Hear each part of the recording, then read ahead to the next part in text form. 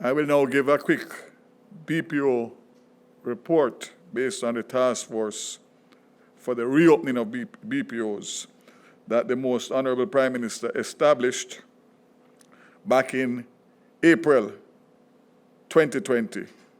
And this was to ensure that BPOs that provide essential services could do so during the temporary lockdown, and to ensure that all BPOs were successfully assessed by the Ministry of Health and Wellness, and thereafter reopened using a set of guidelines that were approved by this task force.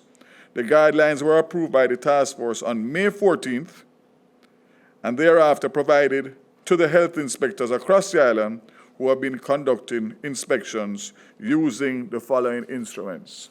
Coming out of the task force, Prime Minister, we created a BPO inspection tool.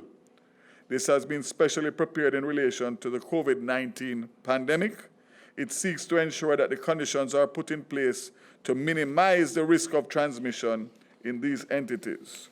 Just briefly, I'll read out for you some of the measures implemented. The work at home, the increased transportation, which means office to home direct drop-offs, and of course, that would include more trips, pre-screening of employees, temperature checks, etc., on entering and leaving the building, social distancing, 6-foot spacing or 6 feet height, plus 1 foot separation, and of course, protocols for gatherings, sanitary and hygiene practices, which obviously hand washing, sanitizing stations, of course, regular cleaning of the carpets, environmental ventilation, fresh air intake, recommended use of cleaning materials, and of course, most importantly, the handling of sick persons, reporting, isolating, deep cleaning, and reintegration protocols.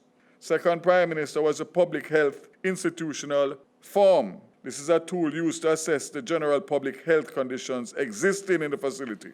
The facility must also be in compliance with both to remain operational. The task force successfully discharged its duties by taking the input and contribution of a number of agencies and BPO operators into consideration. That is important, Prime Minister, because it has to be a holistic approach, and if you don't have the buy-in from the BPO operators at the ownership level and the management level, then obviously it's not going to be holistic. Just to give you a breakdown, as of May 31st, 2020, the Ministry of Health's report overall summary is as follows. The number of BPO sites inspected, 91. Number of exempt, 59. Number of satisfactory, 68. Number unsatisfactory, 10.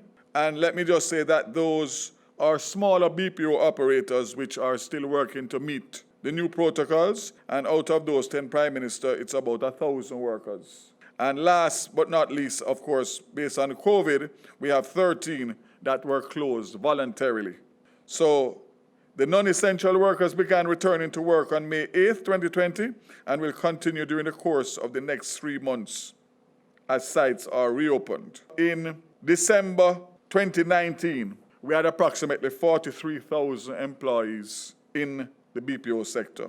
By March 2020, which is just about the time we had the first case of COVID, we had 40,000. So there was a decline in that 3-month period of about 3,000. As a result of the COVID pandemic, we had 7,500 BPO workers who were laid off. And as a result of the protocols, we have been able to get 3,300 of those 7,500 back into full employment. It is expected that it will take us probably till the end of the year, Prime Minister, to be able to get back to where we were as of March.